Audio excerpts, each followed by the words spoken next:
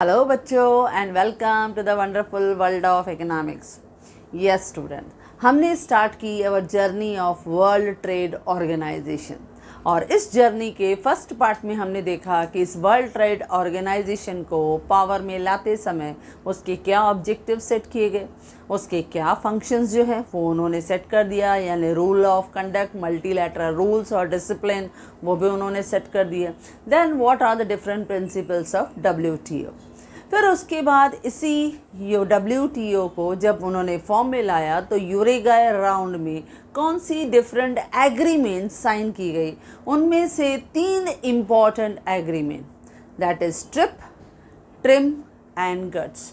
ये तीनों एग्रीमेंट हमने 1 बाय 1 करके डिस्कस की। आज हम डिस्कस कर रहे हैं कि ये WTO का इम्पैक्ट यानी वर्ल्ड ट्रेड ऑर्गेनाइजेशन का इम्पैक्ट ऑन डेवलपिंग कंट्रीज पे क्या हुआ। जैसे हम देखें कि इसी वर्ल्ड ट्रेड ऑर्गेनाइजेशन के एग्रीमेंट का हिस्सा बनने के बाद, क्योंकि इंडिया इसका फाउंडर मेंबर था, तो इसका हिस्सा बनने के बाद इन डेवलपिंग कंट्रीज पे क्या इम्पैक्ट आया, जो आज हम सीखेंगे in a very easy way. As you know that simplicity is our main motto. Now ये WTO ऑर्गेनाइजेशन जिसने बहुत ही पावरफुल इम्पैक्ट लाया सभी कंट्रीज़ पे, क्योंकि ये एक मल्टीलैटरल एग्रीमेंट था जिसने बहुत एफर्ट्स डाले कि हर मेंबर कंट्रीज़ को मैक्सिमम बेनिफिट मिले, और इसी की वजह से बहुत सारी एग्रीमेंट्स को भी साइन किया गया ना। उनके हर एग्रीमेंट को हमने डिटेल में डिस्कस भी किया ना। आज देखेंगे इन वर्ल्ड ट्रेड ऑर्गेनाइजेशन की इतनी एग्रीमेंट के साइन होने के बाद, एग्जीक्यूट होने के बाद, डेवलपिंग इकोनॉमी जैसे हम इंडिया की बात करें उस पे क्या इम्पैक्ट आया। अब उस पे जो इम्पैक्ट आया वो तो हम 2 साइड से देखेंगे, क्योंकि इम्पैक्ट फेवरेबल भी रहता है, पॉजिटिव भी रहता है, और अनफेवरेबल यानी नेगेटिव भी रहता है। तो आज हम दोनों अंदाज से, दोनों साइड से देखेंगे कि पॉजिटिव एस्पेक्ट क्या हुआ, पॉजिटिव इम्पैक्ट क्या हुआ, एंड साइड बाय साइड थोड़ा नेगेटिव इम्पैक्ट भी देखेंगे, क्योंकि कुछ फ़ायदा होता है, कुछ नुकसान होता है। तो दोनों इम्पैक्ट को हम डिस्कस करेंगे इन अ वेरी इजी वे।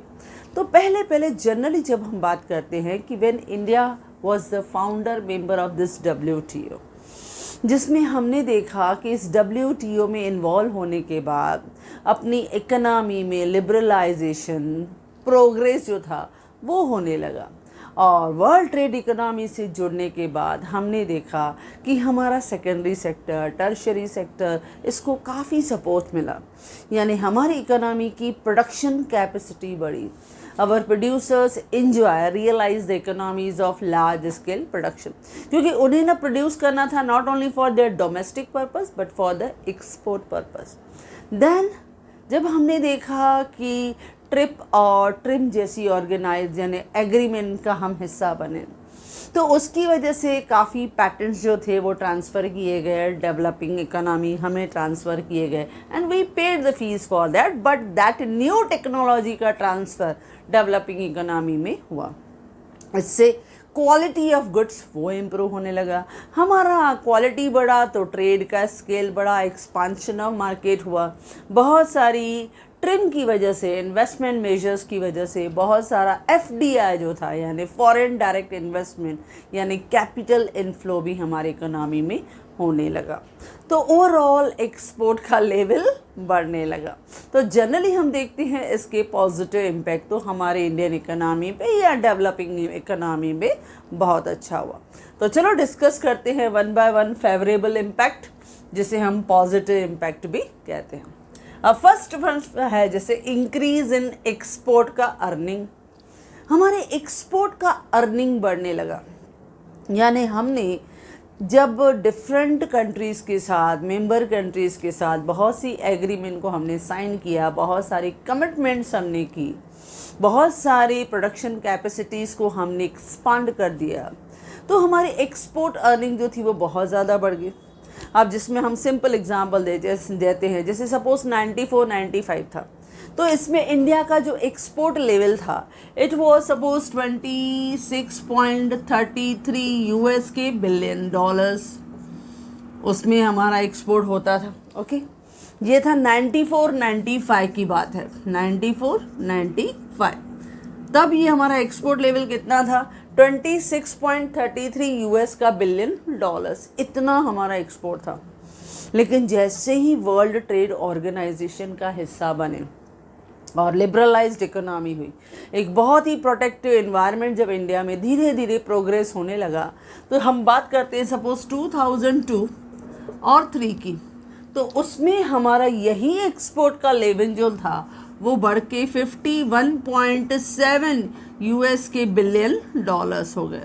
तो देखो अगर हम बात करें 26.33, ये कब था, 94-95 में, लेकिन 10 साल भी पूरे नहीं हुए, उससे भी कम समय में, with in less than a decade, हमने कुछ सालों के फ्यू ईयर्स में हमने अपने एक्सपोर्ट के अर्निंग को डबल कर दिया, यानी 51.7 यूएस के बिलियन डॉलर्स। तो ये एक बहुत बड़ा अचीवमेंट था फॉर द इंडियन इकोनॉमी, यानी हमारा जो एक्सपोर्ट लेवल था वो काफ़ी बढ़ गया। अच्छा, जनरली जब हम आज की बात करें तो आज के लिए हमारी जो डेटा है वो प्रोवाइडेड है वर्ल्ड बैंक, उन्होंने दिया है। देन दूसरी बहुत ही important organisation that is OECD, यानी organisation for economic cooperation and development. ये दूसरी इंपॉर्टेंट इंटरनेशनल ऑर्गेनाइजेशन है जो डिफरेंट कंट्रीज़ का एक्सपोर्ट और इंपोर्ट का डेटा देती है। तो organisation for economic cooperation and development, जिसे हम शॉर्ट फॉर्म में क्या कहते हैं, OECD। तो वर्ल्ड बैंक प्लस OECD और द गट की जो सेक्रेटरीट डेटा है, यानी वर्ल्ड ट्रेड ऑर्गेनाइजेशन की जो डेटा है, ये दिखाता है कि जब से हम वर्ल्ड ट्रेड ऑर्गेनाइजेशन का हिस्सा बने हैं तब से हमारी इनकम एट प्रेजेंट हम देखते हैं 10 टाइम्स इंक्रीज हो गई है। तो it is a great achievement. ये एक बहुत ही बड़ा पॉजिटिव इम्पैक्ट है ऑन द डेवलपिंग इकोनॉमी, क्योंकि हमारी ग्रोथ और डेवलपमेंट के लिए फॉरेन करेंसी का होना ज़रूरी है, और वो फॉरेन रिजर्व्स बनते हैं जब हम अपना एक्सपोर्ट का लेवल बढ़ाते हैं। और एक्सपोर्ट का लेवल बढ़ा तो हमारे इकोनॉमी की जो BOP पोजीशन है, यानी बैलेंस ऑफ पेमेंट का जो पोजीशन है, वो बहुत अच्छा हो जाता। ओके बच्चों, तो ये था हमारा फर्स्ट अचीवमेंट। सेकेंड अचीवमेंट की हम बात करते हैं, जैसे एग्रीकल्चरल एक्सपोर्ट्स। अब हमारी इकोनॉमी में एग्रीकल्चरल एक्सपोर्ट भी काफ़ी लेवल बढ़ गया because of world trade organization का इंटीग्रल पार्ट बनने की वजह से, जिससे बहुत से सब्सिडीज़ जो है वो किसानों को दी गई। अच्छा, सब्सिडीज़ के साथ साथ उन्हें अच्छी सीड्स, अच्छी टेक्नोलॉजी, उन्हें जो भी इंसेंटिव्स फॉर इरिगेशन चाहिए था वो सब प्रोवाइड किया गया। इसकी वजह से एग्रीकल्चर की क्वालिटी काफ़ी इम्प्रूव हो गई। उनको डोमेस्टिक सब्सिडीज़ दी गई, उनको काफ़ी एक्सपोर्ट प्रमोशन काउंसिल्स की तरफ से काफ़ी उनको सपोर्ट किया गया ताकि वो एक्सपोर्ट ज़्यादा कर सके, और उनकी क्वालिटी भी बहुत उन्होंने इम्प्रूव कर दी, क्योंकि वैरायटी ऑफ उनको सीड्स दिए गए, अच्छे फर्टिलाइज़र्स और पेस्टिसाइड्स दिए गए, टेक्नोलॉजिकल सपोर्ट दिए गए, क्रेडिट फैसिलिटीज़ दी गई, तो एग्रीकल्चर एक्सपोर्ट लेवल को भी बूस्टअप मिला। तो ये एक सेकंड अचीवमेंट था जिसकी वजह से भी हमारी export earning in agriculture sector बढ़ गई। तो ये भी पॉजिटिव इम्पैक्ट हमारी इकोनॉमी में आया, क्योंकि ट्रेड बैरियर्स पूरे रिड्यूस हो गए, मिनिमाइज हो गए।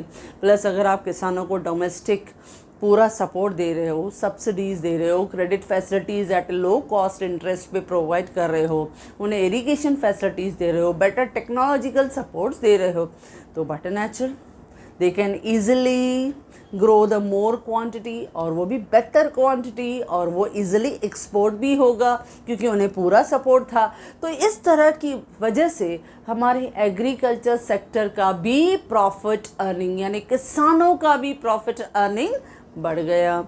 उन्होंने भी बेटर वैरायटी ऑफ जो एग्रीकल्चर प्रोडक्ट्स थे उनको इंटरनेशनल मार्केट में सप्लाई किया। तो ये सेकंड पॉजिटिव हमारा रिजल्ट था, आउटकम था। अब थर्ड आता है export of textile and clothing. अब अगर हम टेक्सटाइल और क्लोथिंग की बात करें तो उसमें हमारा इंडिया जो है सिंस फ्रॉम द बिगिनिंग बहुत अच्छा परफॉर्म कर रहा है, लेकिन वर्ल्ड ट्रेड ऑर्गेनाइजेशन का हिस्सा बनने के बाद हमारे एक्सपोर्ट को बहुत अच्छा सपोर्ट मिला, क्योंकि नंबर 1 हमारे जो फाइनेंशियल सपोर्ट था वो मिला ट्रिम एग्रीमेंट की वजह से। देन उसके साथ साथ हमें अच्छी टेक्नोलॉजी का भी सपोर्ट मिला। देन उसके साथ साथ मल्टी फाइबर एग्रीमेंट भी हो गई। अब इसकी वजह से भी हमारे इंडियन इकोनॉमी ने काफ़ी अच्छी इनोवेटिव्स जो थे, डिज़ाइंस जो थे, वो इंटरनेशनल लेवल पे सप्लाई किए। और टेक्सटाइल्स और क्लोथिंग में तो इंडिया बहुत शुरू से ही अच्छा परफॉर्म कर रहा था, लेकिन मल्टी फाइबर एग्रीमेंट के बाद हमारी जो एग्रीमेंट थी, इस एग्रीमेंट ने हमारे एक्सपोर्ट को और बढ़ा दिया, यानी बहुत अच्छा सपोर्ट मिल गया। नो डाउट इस मल्टी फाइबर एग्रीमेंट का ज़्यादा जो बेनिफिट था वो अगर हम बात करें तो यूरोपियन यूनियन थे या अमेरिका थे, उनको ज़्यादा मिला। वो बहुत सारे बैरियर्स कभी कभी, क्योंकि उनकी क्वालिटी इनिशियली हमसे ज़्यादा अच्छी थी, उनकी टेक्नोलॉजी हमसे ज़्यादा अच्छी थी, तो कहीं कहीं पे हमको थोड़े प्रॉब्लम्स आए, लेकिन वी ट्राई टू ओवरकम। हमने उन प्रॉब्लम्स को ओवरकम किया। तो ये एक्सपोर्ट ऑफ टेक्सटाइल और क्लोथिंग, उसमें भी काफ़ी अच्छा बदलाव आया due to multi fibre agreement. जो मल्टी फाइबर एग्रीमेंट आया, इस एग्रीमेंट की वजह से एक्सपोर्ट हैव बीन इंक्रीज।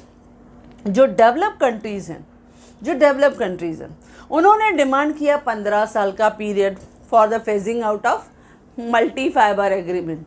लेकिन पता है, जो डेवलपिंग कंट्रीज़, खास करके इंडिया ने, उन्होंने तो कहा कि इस एग्रीमेंट को हम लोग विद इन 10 ईयर्स के अंदर ही फेज आउट कर लेंगे, क्योंकि हमारे पास लेबर के पास काफ़ी efficiency, productivity level, innovative, imagination, perception काफ़ी अच्छा है। तो हमें काफ़ी अच्छी अच्छी डिज़ाइंस मिलती हैं, और प्लस लेबर जो है वो हमारे इकोनॉमी में चीपर भी है। तो अगर हमें अच्छा टेक्नोलॉजी का सपोर्ट मिलेगा तो टेक्सटाइल और क्लोथिंग में भी हमने काफ़ी अच्छा ग्रो करके दिखाया। तो ये भी हमारे इंडियन इकोनॉमी के लिए एक पॉजिटिव एस्पेक्ट बना, जहाँ पे हमने क्लोथिंग और टेक्सटाइल की बिजनेस में काफ़ी अच्छा एक्सपोर्ट किया और वहाँ से भी हमने काफ़ी इनकम अर्न किया।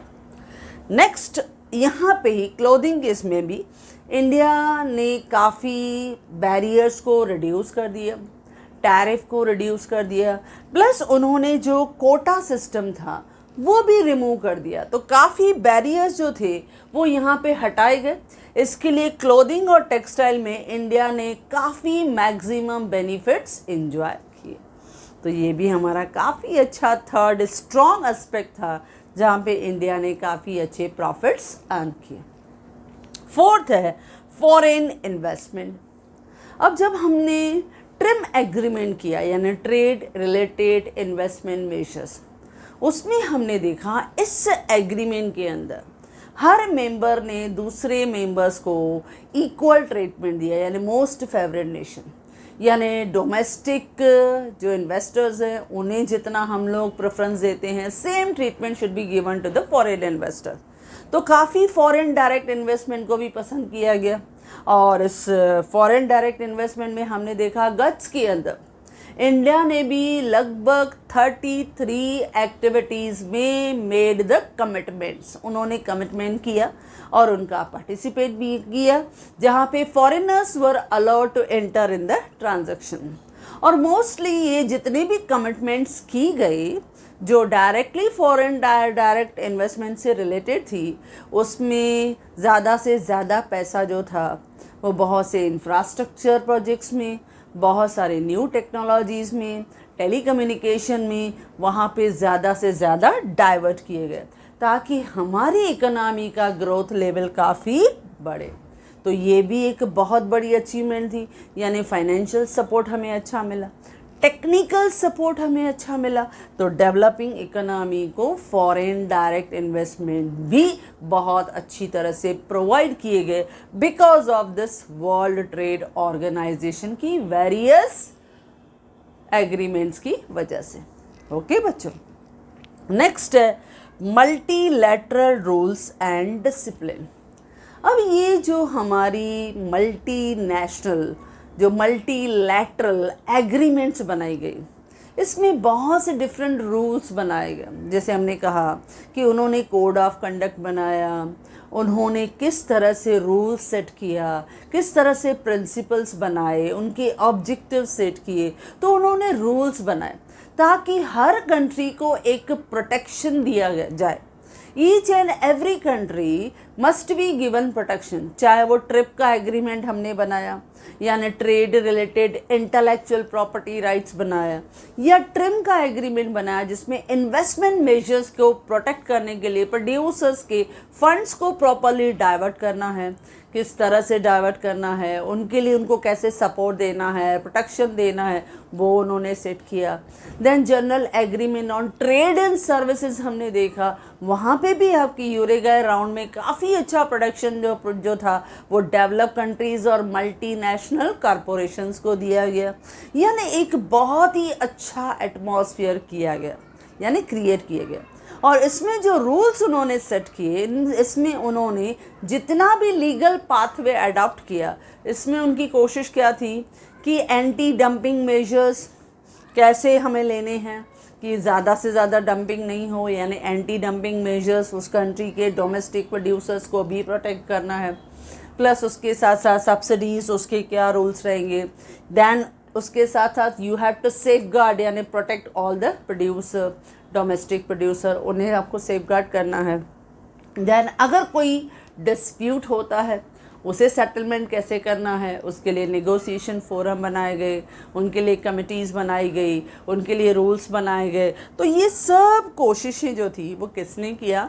वर्ल्ड ट्रेड ऑर्गेनाइजेशन और उनकी बहुत सारी एग्रीमेंट्स ना, ये सब नेगोशिएशन के थ्रू बहुत सारे मल्टीलैटरल रूल्स और डिसिप्लिन्स को सेट किया गया ताकि कोई भी कन्फ्यूजन, कॉन्फ्लिक्ट ऐसा नहीं होना चाहिए कि इंटरनेशनल लेवल पे ऐसा एटमॉस्फेयर हो कि ट्रेड बढ़े, ग्लोबल ट्रेडिंग सिस्टम को बूस्टअप मिले और हर मेंबर जो है उन एग्रीमेंट्स की वजह से बेनिफिशियरी हो, उन्हें बेनिफिट्स मिले, उन्हें प्रॉफिट्स मिले। They must get on the more and more income. Okay, अच्छा, नेक्स्ट था that is 6th one, the growth of service export. अब हम ये भी मालूम है जब गट्स का एग्रीमेंट आया तो उन्होंने सर्विसेज को भी इन ट्रेड लाया। यानी first time in the Uruguay round जब हमने वर्ल्ड ट्रेड ऑर्गेनाइजेशन को सेटअप किया तो इसमें हमने गुड्स के साथ साथ सर्विसेज का भी इंक्लूजन किया। यानी जैसे हमने देखा कि मोस्टली 4 मोड्स ऑफ सर्विसेज हमने डिस्कस किया था गट्स में, 4 मोड्स ऑफ सर्विसेज का इंक्लूजन हुआ। यानी फर्स्ट वन जैसे हमने क्रॉस बॉर्डर ट्रेड देखा जिसमें बैंकिंग हो, कम्युनिकेशन हो, ट्रांसपोर्ट हो, किसमें काफ़ी कैपिटल का इनफ्लो हुआ। देन कंजम्पशन एब्रॉड, वो भी हमने सेकंड देखा जिसमें ट्रैवल और टूरिज्म को उसको हमने सपोर्ट दिया, या हेल्थ सेक्टर और एजुकेशन सेक्टर उनको काफ़ी सपोर्ट दिया। थर्ड हमने कमर्शियल प्रेजेंस देखा जिसमें फॉर द बेनिफिट सेक बहुत सारे मल्टीनेशनल ऑर्गेनाइजेशन, बहुत सारे producers they can invest their fund in the abroad, यानी बहुत से अपने बिजनेसेस को एक्सपांड करना, वो भी सर्विसेज को इंक्लूड किया गया। उसके लिए भी काफ़ी रिस्ट्रिक्शंस को रिड्यूस किया गया। और फोर्थ देखा हमने प्रेजेंस ऑफ नेचुरल पर्सन्स। अब इस नेचुरल पर्सन्स में जो पर्सन जो टैलेंटेड है, स्किल्ड है, एफिशिएंट है, नॉलेजेबल है, टैलेंटेड है, they can perform well in the any country, कोई बैरियर नहीं होगा। जैसे मैंने कहा अकाउंटेंट है, डॉक्टर है, टीचर है, लॉयर है, ये सब भी म्यूजिशियंस हैं, परफॉर्म कर सकते हैं। तो इस तरह से सर्विसेज को भी इन्वॉल्व किया गया, उन्हें भी उसमें काफ़ी जो था वो स्कोप दिया गया अंडर वर्ल्ड ट्रेड ऑर्गेनाइजेशन, और जिसमें डेवलपिंग कंट्री ने काफ़ी अच्छा रोल प्ले किया। यानी हमारे डेवलपिंग कंट्री लाइक इंडिया को इस गट्स एग्रीमेंट का काफ़ी अच्छा बेनिफिट मिला क्योंकि बैंकिंग का रोल बढ़ने लगा, उनके पास काफ़ी अच्छे फंड्स जो थे वो फॉरेन से आने लगे, ट्रांसपोर्टेशन को एक काफ़ी अच्छा स्कोप मिला, कम्युनिकेशन जो था वो काफ़ी अच्छा बढ़ने लगा, उसके साथ साथ हेल्थ सेक्टर, उसके साथ साथ हम लोग एजुकेशन सेक्टर वो भी काफ़ी अच्छा ग्रो होने लगा। तो इनका एक्सपोर्ट जो था, उनकी क्वालिटी, उनकी सर्विसेज, उनकी कॉस्ट काफ़ी रिड्यूस होने लगे। यानी ये सब बेनिफिट्स हमें मिले बिकॉज ऑफ गट्स एग्रीमेंट की वजह से। तो ये भी डेवलपिंग कंट्रीज़ को एक बहुत ही अच्छा पॉजिटिव रिस्पॉन्स मिला। देन खास करके हमने इस WTO ऑर्गेनाइजेशन से हमने ऑब्जर्व किया कि overall quality of goods and services has been increased, चाहे वो एग्रीकल्चर हो, चाहे वो सेकेंडरी सेक्टर यानी इंडस्ट्रियल सेक्टर हो, या टर्शरी सेक्टर सर्विसेज हो, क्योंकि ओवरऑल हमारे प्रोडक्टिविटी, प्रोडक्शन ये इम्प्रूव हो गई because of better technology, because of foreign direct investment. जब ये मिलने लगा तो मैनेजमेंट का तरीका बदला, प्रोडक्शन का तरीका बदला, क्वालिटी इम्प्रूव हो गई। तो ये सब हमारे इकोनॉमी में जब चेंजेस आए तो हमारे एक्सपोर्ट का लेवल भी बढ़ा, जिससे हमारी जो अर्निंग कैपेसिटी है, प्रॉफिट अर्निंग कैपेसिटी है, वो बढ़ी, और जिससे हमारे इकोनॉमी का लेवल बढ़ा, फॉरेन के रिजर्व्स बढ़ने लगे। तो ये भी एक इफ़ेक्ट आया। नेक्स्ट हमने देखा कि हमारा इकोनॉमी आफ्टर WTO का मेंबर बनने के बाद जो हमें फाइनेंशियल और टेक्नोलॉजिकल सपोर्ट मिला, और उसके साथ साथ डिफरेंट मार्केट का असेस हमें मिला, फैसिलिटीज़ मिला, तो हमारा मार्केट जो था वो इतना इम्प्रूव हो गया कि खास करके हमारा इंडिया जो मैन्युफैक्चर्ड फिनिश्ड गुड्स है, प्रोडक्ट है, उनके एक्सपोर्ट करने का बेस्ट प्लेटफॉर्म बन गया। यानी India has grown very well, it became a good market for the export of manufactured good. उसमें हम काफ़ी अच्छा परफॉर्म करने लगे, क्योंकि हमारे पास अभी अच्छे फंड्स हैं, अभी हमारे पास अच्छी टेक्नोलॉजी है, अभी हमारे पास अच्छे मैनेजरियल रिसोर्सेज है, रिसर्च एंड डेवलपमेंट डिपार्टमेंट है, और लेबर तो ऑलरेडी हमारे पास था ही था। तो कितना अच्छा बेनिफिट हो गया। तो मैन्युफैक्चर गुड्स के लिए हमारा India became a good market, बहुत अच्छा प्लेटफॉर्म बनने लगा, जहाँ से we earn a huge profits. Then last benefit, 9th one, that due to WTO के ऑर्गेनाइजेशंस की वजह से, उनके एग्रीमेंट्स में इन्वॉल्व होने की वजह से हमारे इंडिया को बेस्ट फाइनेंशियल असिस्टेंस मिला, देन टेक्नोलॉजिकल सपोर्ट भी मिला। यानी जो लेस डेवलप कंट्रीज़ हैं, डेवलपिंग कंट्रीज़ हैं, उन्हें ज़्यादातर knowledge, research and development department, या हम लोग कहें कैपिटल की शॉर्टेज होती है। ये जो था वो वर्ल्ड ट्रेड ऑर्गेनाइजेशन के बाद बहुत सारा कैपिटल का इनफ्लो हमें मिलने लगा, बहुत सारी अच्छी टेक्नोलॉजी का ट्रांसफ़र होने लगा, तो उसकी वजह से फाइनेंशियल सपोर्ट भी मिला। यानी फाइनेंशियल सपोर्ट होने की वजह से हमारे बहुत सारे सेक्टर्स को एक बूस्टअप मिला, और हमारी productivity level in each and every sector बढ़ने लगी, और प्लस टेक्निकल सपोर्ट भी आने लगा। तो ओवरऑल एफिशिएंसी, क्वालिटी वो भी मच बेटर होने लगी। तो ये था overall positive impact, favourable impact of world trade organization. Okay बच्चों, अब जाते हैं नेगेटिव इम्पैक्ट में। अब हर चीज़ के दो एस्पेक्ट होते हैं, पॉजिटिव भी कहें, फेवरेबल भी कहें, लेकिन उसके साथ साथ कुछ नेगेटिव और अनफेवरेबल इम्पैक्ट भी आता है। तो अनफेवरेबल, थोड़ा अनफेवरेबल इम्पैक्ट भी आया। अब जैसे अनफेवरेबल इम्पैक्ट हमारी हर एग्रीमेंट में हमने देखा, हर एग्रीमेंट में हमने पढ़ा, चाहे वो ट्रिप था, चाहे ट्रिम था, चाहे गट्स था, तो उनके नेगेटिव एस्पेक्ट हमने पढ़े थे।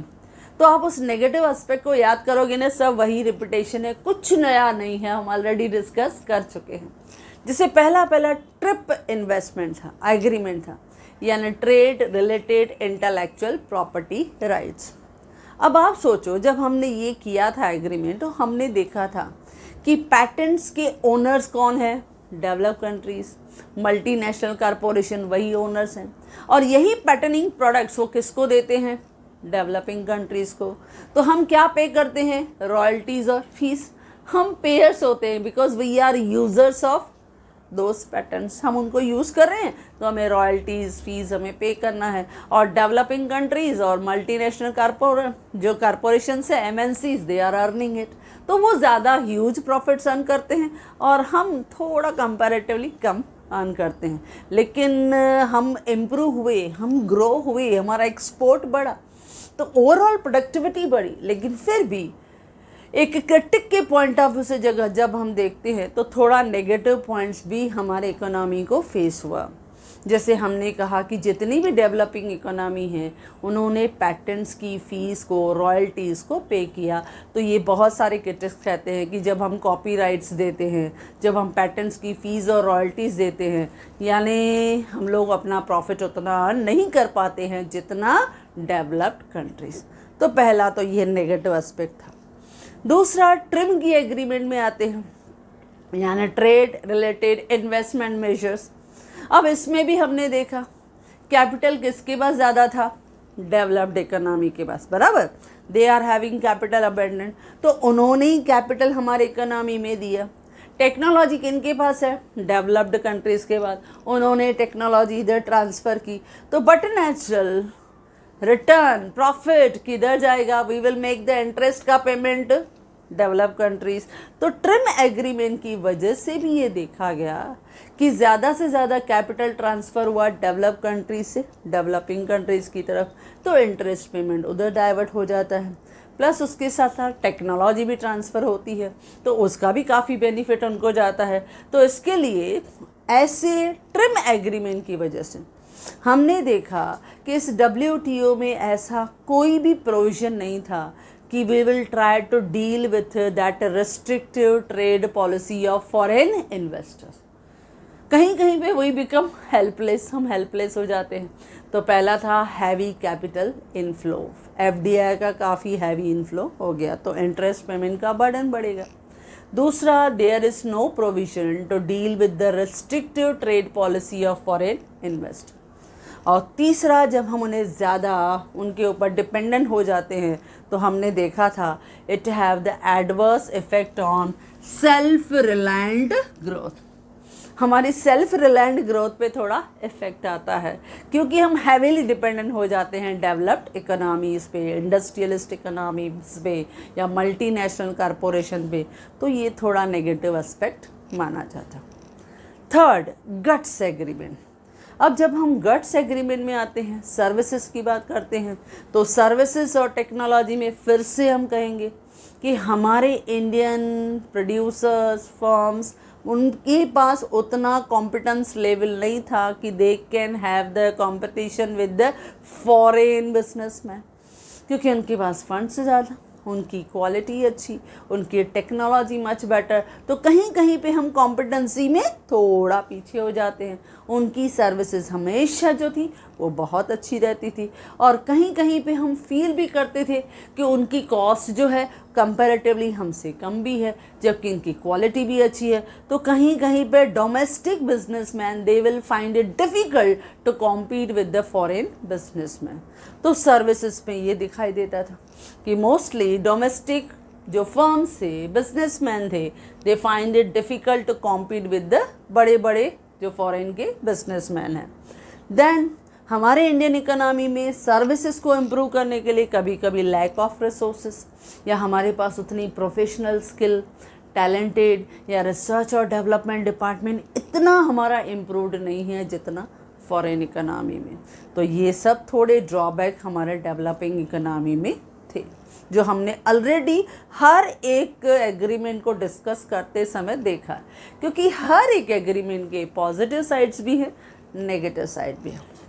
अच्छा, फोर्थ, हमने ये भी देखा था नॉन टैरिफ बैरियर, क्योंकि कभी कभी टैरिफ के बैरियर्स तो हमने हटा दिए, काफ़ी रेस्ट्रिक्शंस को हमने रिड्यूस कर दिया, मिनिमाइज़ कर दिया, लेकिन फिर भी सम कंट्रीज़ ऐसे थे जो नॉन टैरिफ बैरियर्स क्रिएट करते थे, खास करके फॉर डेवलपिंग कंट्रीज़।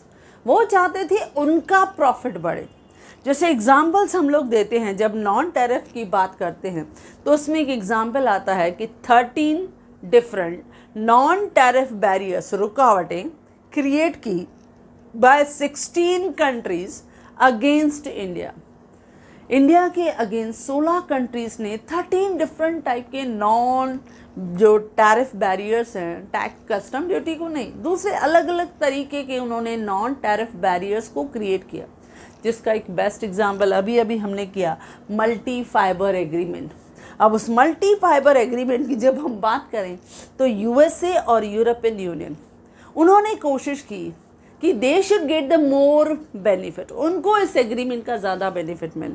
लेकिन हमने कहा हमारे इंडिया में भी इनोवेटिव स्टाफ है, हमारा भी रिसर्च एंड डेवलपमेंट डिपार्टमेंट काफ़ी इम्प्रोवाइज कर रहा है, तो हमें वो बेनिफिट्स मिले। लेकिन इनिशियल लेवल पे हमें भी प्रॉब्लम आया, क्योंकि वो इतने बड़े बड़े कंट्रीज़ हैं जिनका फाइनेंशियल जो हम लोग कहें पावर है, जिनका टेक्निकल नॉलेज जो था वो हमसे कहीं ज़्यादा था।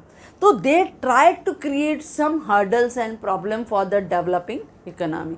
वो चाहते थे उनको ज़्यादा बेनिफिट मिले। तो ऐसे नॉन टैरिफ बैरियर्स भी हमारे नेगेटिव साइड का एक इम्पॉर्टेंट हिस्सा है। देन फिफ्थ वन देखते हैं, inequality with in the structure of WTO। अब WTO का स्ट्रक्चर ही ऐसे बनाया गया कि जिसके जितने भी एग्रीमेंट्स बने, इसमें जितने भी अमेंडमेंट्स किए गए, they were totally in the favour of developed economy. वो डेवलप्ड इकोनॉमी के फेवर में गए और डेवलपिंग इकोनॉमी के फेवर में इतने ज़्यादा नहीं गए।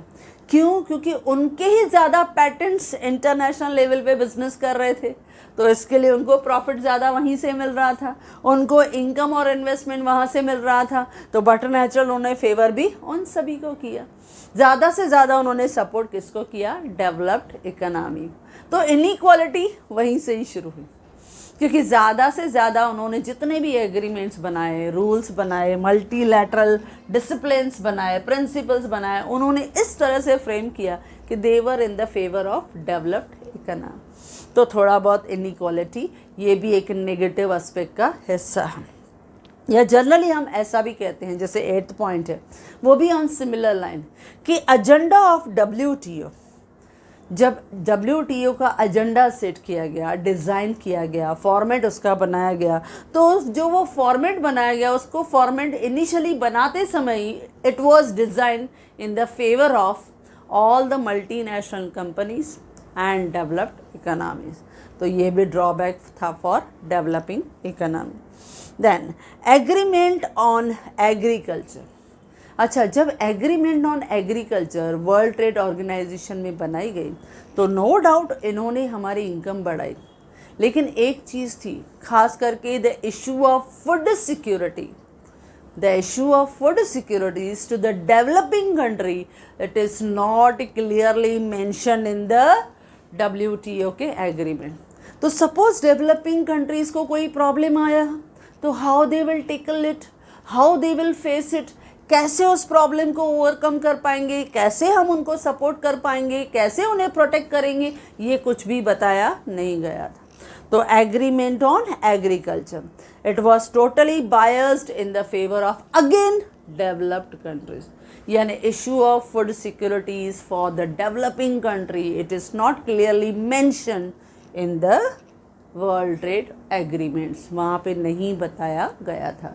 तो ये भी एक ड्रॉबैक था। देन लास्ट 8th वन है, that is WTO is dominated by the developed countries. क्योंकि WTO में ज़्यादातर domination since from the beginning जो है वो डेवलप कंट्रीज़ का है, या जितनी भी मल्टीनेशनल कॉरपोरेशन है उनका है, क्योंकि ज़्यादा से ज़्यादा इन्वेस्टमेंट उनके पास है, फंड्स उनके पास हैं, टेक्नोलॉजी उनके पास है, रिसर्च और डेवलपमेंट डिपार्टमेंट उनके पास है, नॉलेजेबल रिसोर्सेज उनके पास है। तो इसके लिए पूरा का पूरा हमने पहले ही कहा उसका जो डिज़ाइन है, उसका जो फॉर्मेट है वो इस तरह से बनाया गया कि they have completely favour to the developed economy.